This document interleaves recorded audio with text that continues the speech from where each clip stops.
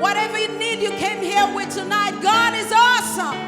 He's awesome. He's awesome. He's awesome.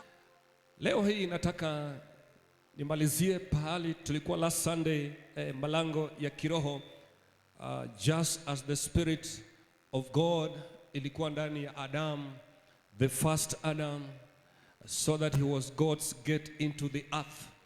Adamu wa kwanza alikuwa ni malango ya Mungu hapa duniani. So it is very important you to understand that when God alipomuumba Adamu wa kwanza katika udongo, akapulizia pumzi yake ndani, he became the gate of God. Akaja kufanyika kama malango ya Bwana hapa duniani. Therefore, it is good for you to know that in the same way God has worked over years, miaka mingi sana, to the lives of people, especially wale watu ambao wamemlilia Bwana katika maisha yao, kuabudu katika magoti, that God also through the lives of those people in this world here, he has also opened a gate in their lives, including prophet like Jeremiah, for example, Isaiah the prophet, and other minor prophets and men of God and women of God ambao wanaishi in the era who have spent their time like Elijah the man of God kumlilia Bwana. He has also opened gates in their lives that people can be healed, people can be delivered in the days we are living in today. So maisha ya mwanadamu ni malango. It's a gate on earth here for the spiritual world, ile anga ya kiroho. You as mwanadamu unaoishi leo, maisha yako hapa duniani, wewe ni malango ya maisha ya ulimwengu wa rohoni. Remember ya kwamba yoyote anaishi leo, you exist in the spiritual realm. Amen. Therefore, I want you to understand two things here this Sunday morning. Kunazo anga mbili ama ulimwengu aina mbili. Kuna ulimwengu wa kawaida na pia kuna ulimwengu wa rohoni. So ulimwengu wa kawaida ni huu, unaona nyumba, you can see the cars, you can see the trees, you can see the birds, you can see the human beings, even us. We belong katika ulimwengu wa kawaida, the natural world. And there's also a spiritual world ambapo people there in the spiritual world ni ile ulimwengu ambayo hawezi ukaiona. Therefore, the spiritual world, it is the real world than the natural world. Bwana asifiwe sana. Ile ulimwengu wa rohoni ndio ya kawaida sana kuliko hii ambayo unaiona sasa. Unaona watu warembo, unaona watu na mavazi, unaona magari, unaona milima na miti, and everything that is in this world, you may be able to see it very well, but it's not so real than the one that is in the spiritual world. I want you to understand this afternoon ya kwamba spiritual world iko very, very much important and very, very powerful. Amen. Ile ulimwengu ya roho iko na nguvu sana kuliko ulimwengu ya kawaida ambayo tuko sasa. And that's why I want us to go to the Bible in the book of Ephesians chapter 6 and verse number 12 there. Kwa maana kushindana kwetu sisi si juu ya damu na nyama, bali ni juu ya falme na mamlaka, juu ya wakuu wa giza hii, juu ya majeshi wa pepo wabaya katika ulimwengu wa roho. Ningependa ujue na uelewe ya kwamba in the spiritual world imekuwa imevamiwa ama inaishi na maroho, spirits. Therefore, if the spiritual world imekuwa inhabited na spirits, it is either bad spirits or good spirits. Now, good spirit ni ile roho nzuri ya Bwana, na ile roho chafu ni ile ya ibilisi shetani ambayo inaitwa the evil spirit. Therefore, if those spirits they are existing in the spiritual world, they are the ones which now come back and fight our lives. Unaweza kuwa umeanza maisha ama unapanga kufanya mambo katika maisha yako, lakini utapigwa vita. Hautapigwa vita na watu wa kawaida. Wengine wanasema auntie yangu aliongea kwangu. I want you to understand, it is not your auntie who spoke to you. Yes, it is the spiritual world that is speaking to your life through your auntie. Somebody say amen. Sometimes it could be mchawi ambaye ako mahali fulani ambao watu walimwendea kwa sababu ya maisha yako. I want to assure you is that it is the spiritual world that is speaking to your life through yule mchawi ambaye yuko mahali in your village. Kumbuka kwamba katika every village iko na mchawi. Amen. Bwana Yesu asifiwe sana. Katika kila village iko na every kingly spirit ambaye inaongoza ile sehemu ama ile area. So understand ya kwamba ikiwa kila sehemu inaongozwa na spirit fulani, ujue kwamba kuna kingly spirit inaongozwa na mfalme yake anaishi katika ulimwengu wao wa rohoni ambaye ako na power. I have seen this many times when people are being delivered. Wakati watu wanakombolewa, you find that mtu anashikwa na kama watu 6 lakini anaenda na wao, because there is another power from the spiritual world ambaye inamvuruta wamtoe katika eneo la vita ambao the spirits from the heavens are fighting to recover that person back, lakini wao wanamvuruta katika anga yao kuweza kumuondoa. Kumbuka kwamba wako na TV kama kioo, they can see what is happening in the spiritual world, amen, and even in the natural world. So this morning I want you to have a revelation ya kwamba Apostle Paul anaandikia kanisa la Efeso, because the time Apostle Paul was converted from a bad person, from an evil person, to the person of God. Apostle Paul now carries the Spirit of God, and he was revealed of the things that happen in the spiritual world. Na sasa anaambia kanisa la Efeso, ambapo Efeso kulikuwa na wachawi wengi sana. In the city of Ephesus, even Apostle Paul, he went there in Acts of Apostles chapter number 19. Alipofika Ephesus, walikuwa na miungu yao kama Diana, miungu ya umalaya, kama Atemi, miungu ya uchawi. So they were using those gods to make some trade and profit out of people in the land. Watakuja fanya uganga kwako na uwalipe pesa. So when Apostle Paul visited in Ephesus introducing Jesus Christ pale, the Bible say alipofika in Ephesus kulikuwa na riot kubwa sana in Acts of Apostles chapter number 19. So tunaona kwamba Ephesus ilikuwa ni nchi ambayo ili practice a lot of witchcraft, a lot of uchawi. So watu huko waliishi kwa sababu nitaenda kwa mganga anifanyie uganga nipose nikaweze kuishi another day. Today in this church I want every person utege masikio sana, kile ambacho kinatendeka in your life, it is not about you, it is about the spiritual world inafanya kazi inside your life. And my prayer today ni kwamba whatever happens in your spiritual world ni lazima tuifunge, we close that door na tufungulie mlango ya Mungu ikawe kwetu, kwa maana we are in the church of Philadelphia. Tumpige Yesu makofi ya juu na tuseme amen. Therefore in chapter 6 of verse 12 ambapo tumesoma, we are wrestling with the spirits, ambapo maandiki nasema falme na mamlaka wakuu wa giza hii juu ya majeshi wa pepo wabaya katika ulimwengu wa roho.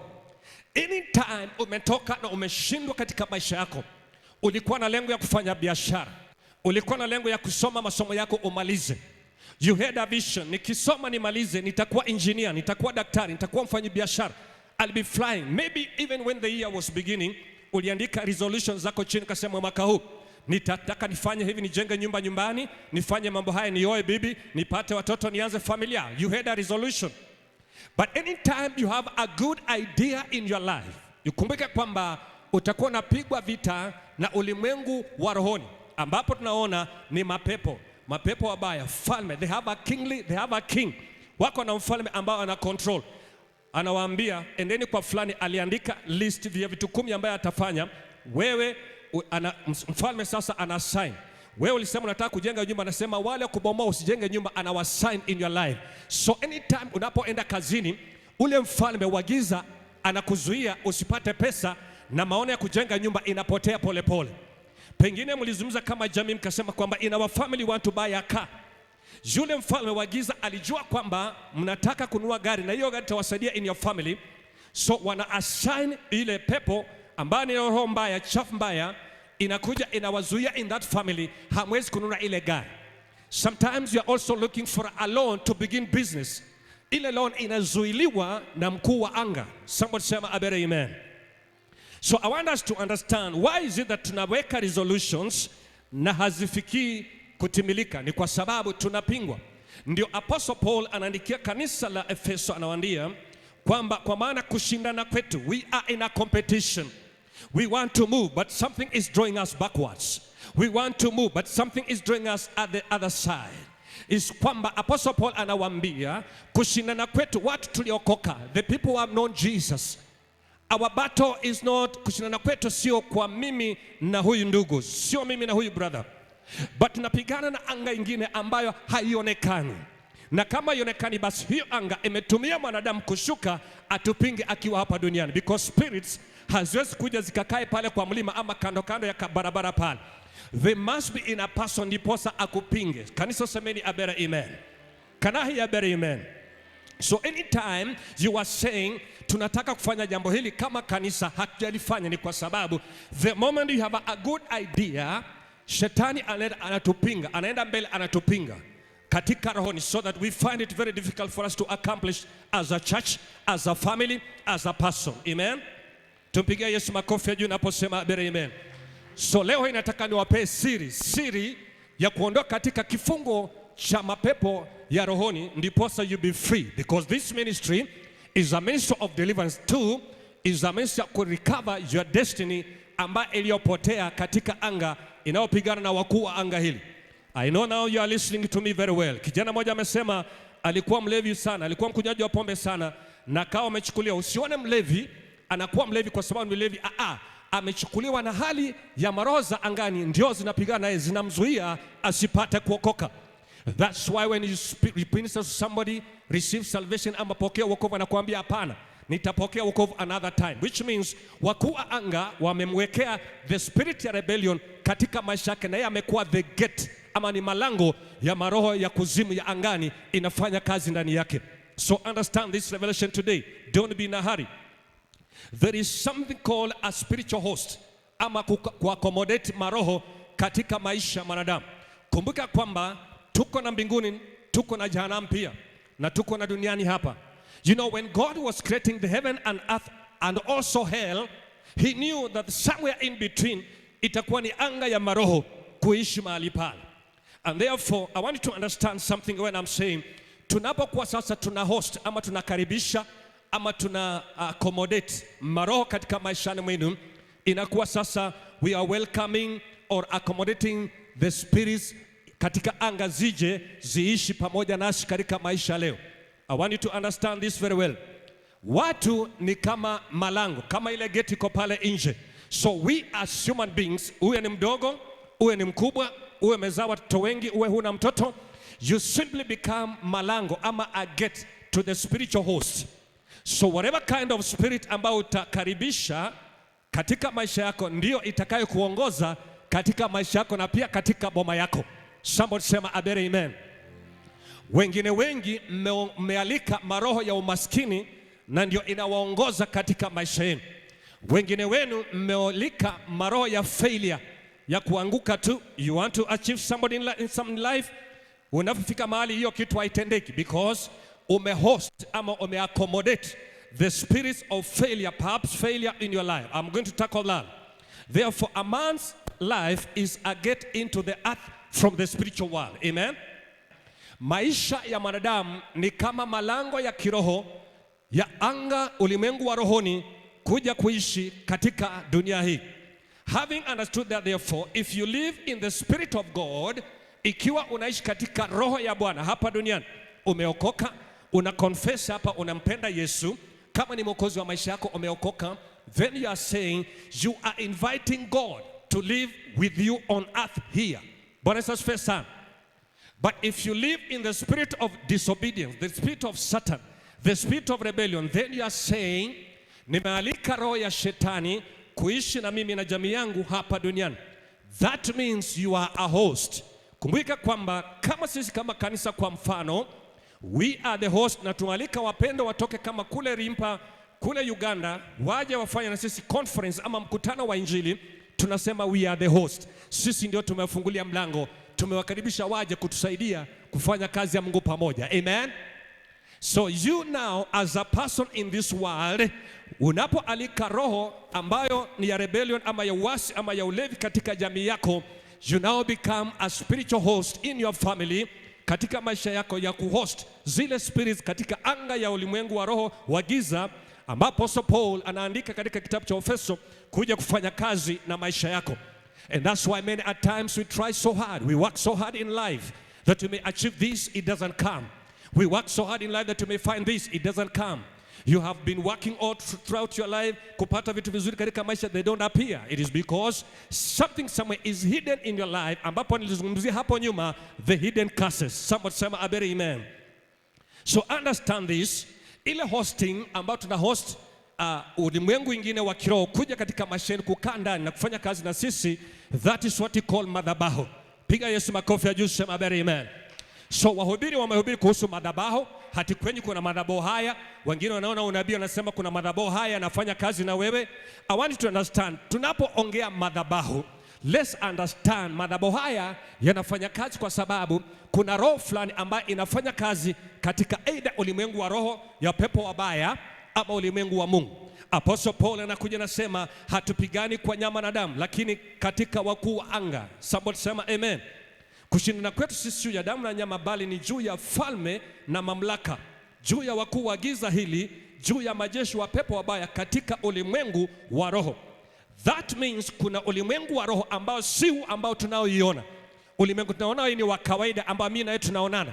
Naona wewe ni mweupe, naona wewe ni mrefu, wewe ni mwembamba, wewe ni mnono, whatever kind of size you are. So anytime that you are now in this world that we have hosted now, tumealika, accommodate those spirits to work with us. Some of these spirits hatuwezi kuwa ni sisi tumezialika, lakini tumezipata kupitia ukoo. We have inherited, tumezirithi kutoka ukoo. So those spirits now, they come and build an altar in our family. Na hiyo ndio unasikianga kuna madhabahu fulani inafanya kazi katika jamii hii. So those altars is just as a result and effect ya zile maroho ambazo zinafanya kazi katika maisha yao ya wanadamu. Now an altar is a meeting place. Wakati madhabahu imewekwa mahali hapa, this is a meeting place for God in the natural and also in the spiritual. Praise the Lord. Jina Bwana lipewe sifa. Hii ni madhabahu imepandwa hapa, kwa mfano imetengenezwa na simiti na mchanga na mabati na chuma. Hii ni madhabahu ambayo tutakuja hapa kutana tukiwa katika mwili wa kawaida, tukutane na Mungu ambaye ako in the spirit, who has already come and is in this place. Because the Bible say, where 2 or 3 gather in my name, my presence shall be there. So already uwepo ya Bwana iko hapa as we gather in his name. Na sisi tumekuja, tumetoka nyumbani kama mwili, tunakula chai, mkate na ugali. We have come to have a meeting with the Lord katika madhabahu haya. So an altar is a meeting place. Stop there. Amen. Tusimamie pale kwanza. Ikiwa madhabahu is a meeting place, therefore is also a gateway, is also malango ambayo imefungulia katika in the natural and also in the spirit. Understand that. So madhabahu ikiwa is a meeting place, therefore inakuwa ni malango, a gate, whereby we come in the natural to meet God in the spirit. So in that meeting there, we have a fellowship that we call a gathering of the Lord, or an assembly of the Almighty God. Tumpigia Yesu makofi ya juu na tuseme amen. So I believe fikia pale, you can now understand me and know where exactly mhubiri huyu anaenda wapi, because I am always so much annoyed nikiona mtu kwamba anagonjeka magonjwa ambayo hayaponi. Daktari haoni hayo magonjwa, unapitia shida ambayo haimaliziki, kwamba shida inaendelea tu, hata kama utaombewa hiyo shida bado inaendelea. Ni lazima tujue jinsi ya kuwekea Mungu roho, kufungulia Mungu malango, sisi tuwe kama malango hapa duniani, that God may dwell here and fight from his heavens the enemy that fight our lives. Tumpigie Yesu makofi ya juu, sema amen. Kumbuka kwamba kuna adui anapigana maisha yako na jamii yako na mipango na maono ambayo uko nayo, na huyo adui haumuoni, ako katika ulimwengu wa rohoni.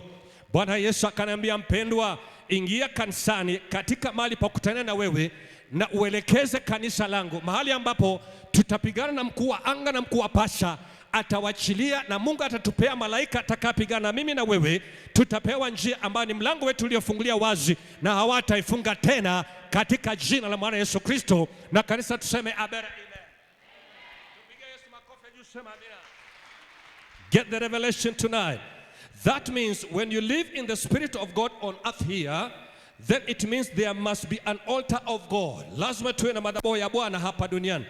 Haitakuwa ni madhabahu hii ambao na miti na simiti. It is this body that now becomes an altar of God. Praise the Lord. Ikiwa utamkubali Yesu Kristo kuwa mwokozi wa maisha yako, basi unasema, I have allowed the altar of God to be upon my life. Listen this again.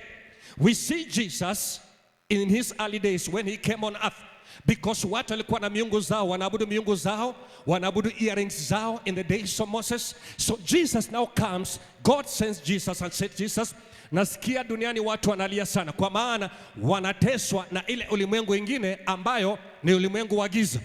So Yesu akatuma hapa duniani akiwa ni mwana wa Mungu. He brought an altar of God. He became the gate of God on the world here. Na akaanza kuita wanafunzi, Petero njoo, Yohana njoo, Yakobo njoo, follow me, Zebedayo come. So the 12 disciples, including Judas, somebody say amen. They became the altar of God on earth here in the days of Jesus, in the Bible days. So now when Jesus now alikuwa anafanya kazi na wanafunzi wake 12, the Bible says the 12 disciples of Jesus walifanyika kuwa ni madhabahu ya Bwana. So wherever they went, hata kama mtu amekufa atafuka, because why? Where there is an altar and God has come, the dead has to resurrect in Jesus mighty name. Piga Yesu makofi ya juu, sema amen. Kama tumekuja mahali hapa, mchungaji wenu amekuwa na Yesu katika moyo, amefika mahali hapa, na wewe pia umeokoka, umekuja hapa katika madhabahu, na hata kama unapingwa katika maisha yako, tumekuja kutana na Bwana hapa. Hata kama kuna magonjwa ndani yako, yatapingwa katika jina la Yesu Kristo, and that's when a door for healing comes upon your life. Tupige Yesu makofi ya juu, sema amen. Na kama walifunga njia zako, kama kupitia anga yao ya uchawi, kupitia generation, when we come to the altar to meet God here in the natural, in the spirit, God comes and he addresses our situation in the natural and in the spirit. Ya kwamba uchawi uliotendeka kwenye nyumbani, atatuma malaika hapa katika maisha yako, atapigana na wao wanaopigana na wewe utapata kubarikiwa in Jesus mighty name. So then I want to say this way, there are things in people's life that attract and accommodate or host God. Kuna vitu ambavyo vitamattract Mungu. Especially when you are born again, you discover your purpose. Why you are existing today. Kwa nini hujakufa? Kwa nini ile risasi haikukupata? You are so special, so precious in the eyes of God. Nataka kusikia injili na useme amen.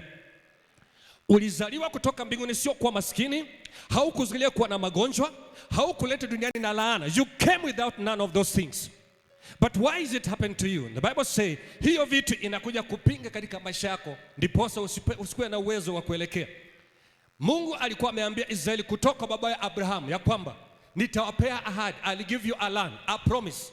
Na pia akaambia Abraham, I'll multiply you and make you a great man in this nation. And there was a warning to that. Whoever will bless you, I'll bless that person. Whoever will curse you, I'll also curse that person. So understand this. Now, imefika mahali, after the death of Joshua, Moses died, akakufa. Joshua now also died. Na ikiwa watu wamekufa katika maisha yenu, if people have died in your family, does it mean your life will end there? No. Your life has to go on. Somebody say amen. Even if your father dies, even if your husband dies, even if your wife dies, even if your sponsor, yule ambaye anakulipia school fees dies. Sisemi yule sponsor, wengine wale wa masponsor wa wale kando wale ambapo tunawajua. Amen.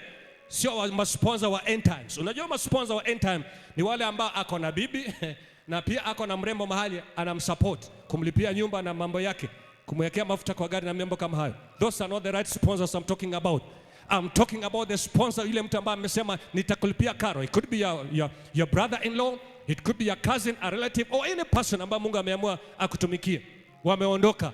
It does not mean ya kwamba maisha yako imeisha. I pity the Luos and the Luyas, because when somebody dies, na alikuwa anafanya kazi katika maisha, wanaanza kulia, nani atakayesomesha watoto? Wanalia wakilia kalia maiti. Let me tell you this. The person that has been assisting you when he dies, God will appoint another person to help your life and move forward. Can I hear amen, somebody? Piga Yesu makofi ya juu, sema amen. I need to understand something here. The Bible say, one hour later they asked the Lord saying, who shall go first up to fight the Canaanites, to fight against them? Na Mungu akawaambia, Judah will go first, which means any time we come in this church, brothers, the praise and worship team, we are banking on you. You are going ahead of us. You are the Judah of us here in this spirituality. Amen. When the praise and worship team goes ahead and praise here, na sisi tunawaunga mkono, tunawafuata nyuma as they lead us and we follow them. I can assure you, when we are now coming to the word of God, kama kuna mchawi aliyofichika katika maisha yako, atakuja kuondolewa hata kabla neno halijasemwa mahali hapa, hata kabla maombi hijafanyika mahali hapa. Tayari ule adui ameanza kupigwa vita in Jesus mighty name. Tupige Yesu makofi ya juu, sema amen. So understand, we have a God in heaven. He's fighting for us. And that's why the Bible says, Yesu alipotoka duniani, alienda na meketi katika mkono wa kuume wa Baba in heaven, praying for us. Why is he praying for us? It is because the enemy from the other realm, spiritual realm, is fighting us. So Jesus now, he has to pray for us because the enemy is fighting your life. That is why we are born again, we are saved. We are saved because I have the Messiah, I have a God, I have a King who will now fight for me in case in the event and the rivalry of God will begin fighting my life. Katika umaskini, katika magonjwa, katika rejection, katika laana. He will fight for me. Jesus is praying for me. So when now I get saved, I become a gate of God in my life, in my family, to fight the enemy in my life. Tumpigie Yesu makofi ya juu na tuseme amen. Hallelujah, somebody. Now that you're understanding there. So Judah in Hebrew means praise. In all the battles, God instructed the Israelites ya kwamba Judah aende kwanza. Wapendwa, tuige mtindo wa kwanza kuimba kawimbo. Kama unaenda katika interview, sing a song. Kama unaenda katika soko kuuza vitu, sing a song. You are going to achieve maybe to get something, sing a song to the Lord. Bwana Yesu asifiwe sana. So the dwelling of God, the Bible says in Psalms 114 there, God dwells in the praises on his praises. Amen. Number 2. Kile kitu ambacho kinaweza kufanya tufungulie malango ya Bwana hapa duniani ama Mungu aishi katika sisi ni obedience, kutii Bwana. In John 14 chapter 14 and verse 15 to verse number 16 there up to verse number 23. Sikiliza Biblia, nitasoma katika lugha ya Kiingereza, nitatafsiri pia katika lugha ya Swahili. Verse yake kuna tunasema, if you love me and keep my commandment, I'll pray the Father and he will give you another helper that he may abide you forever.